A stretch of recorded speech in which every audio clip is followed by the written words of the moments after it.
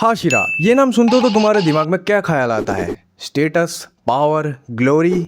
लेकिन इस चमकती हुई तलवार के पीछे एक ऐसा ग्रेवयार्ड छुपा है जहाँ कई लोग टूट के बिखर चुके हैं। जब हम ग्यू सानेमी या ग्यूमे के बारे में सोचते हैं तो हमें उनका अनटचेबल ऑरा बहुत ही कोल्ड और बैडएस लगता है। लेकिन उस मुकाम तक पहुंचने के लिए कई ऐसे लोग हैं जो उनका सिर्फ जिस्म नहीं, उनकी आत्माएं भी टूट के बिखर चुकी है। फक भाई, पीजे आ गया क्या अंदर? और आज हम एक एक करके हर मेजर हाशिरा का रिटायरमेंट का सच सामने लाएंगे।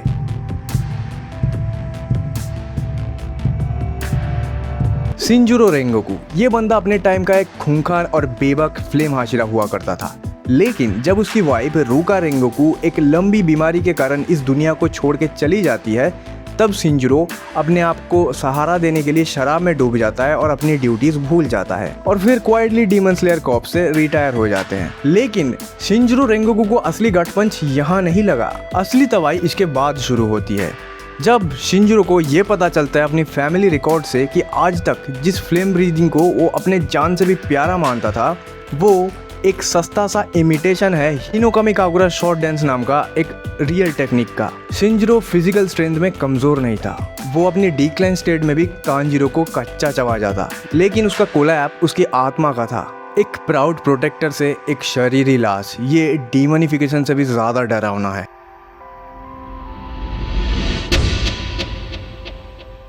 शिंजुरो रेंगोकू का बिल्कुल ऑपोजिट था तेंगेन उजुई का रिटायरमेंट, और इसका रिटायरमेंट पूरे सीरीज का सबसे ग्रेसफुल रिटायरमेंट था। तेंगेन का रिटायरमेंट की वजह फुल्ली फिजिकल था, क्योंकि एंटरटेनमेंट डिस्ट्रिक्ट आर्क में अपर मून 6 ग्योतारो और डाकी के साथ फाइट के दौरान तेंगेन अपना एक हाथ और अपना एक आंख खो देता है। अब यहाँ पर नोटिस करने वाली बात यह है तेंगेन का माइंड सेट। अगर कोई और डीमन स्लेयर होता तो लड़ते लड़ते अपनी जान दे देने वाली माइंड सेट पे खेल रहा होता, लेकिन वो अपनी वाइब्स के लिए और अपनी बची कुची जिंदगी के लिए जान से ज्यादा लेगेसी को चुना और अपने आखिरी फिजिकल लिमिटेशन तक फाइट किया। अपने लिमिट्स को एक्सेप्ट करके बिना किसी ईगो के तलवार रख देना, इसके लिए बहुत बड़ा जिगरा चाहिए।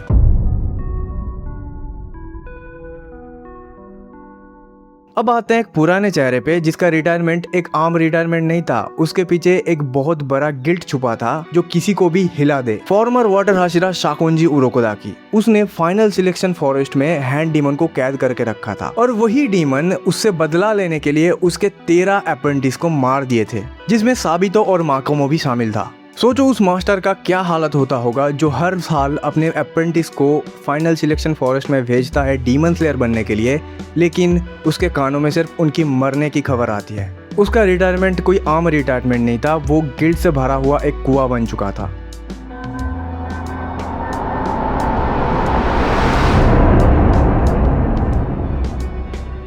थंडर हाशिरा जिगोरो कुरोवाजिमा, वो एक अनडिस्ट्रक्टेबल फोर्स था। जवानी में एक बैटल के दौरान उसने अपना एक पैर खो दिया था और अपनी फिजिकल लिमिटेशन की वजह से उसे रिटायरमेंट लेना पड़ा। लेकिन इसके बावजूद वो अपने दोनों अप्रेंटिस जेनित्सु और काइगाकू से बहुत ज्यादा खुश था। लेकिन कहानी में ट्रेजेडी तब आई जब काइगाकू पावर के परसूट में एक डीमन बन गया, और इस शर्म और दुख की वजह से जिगोरो कुरोवाजिमा ने सेप्पुकू कर लिया।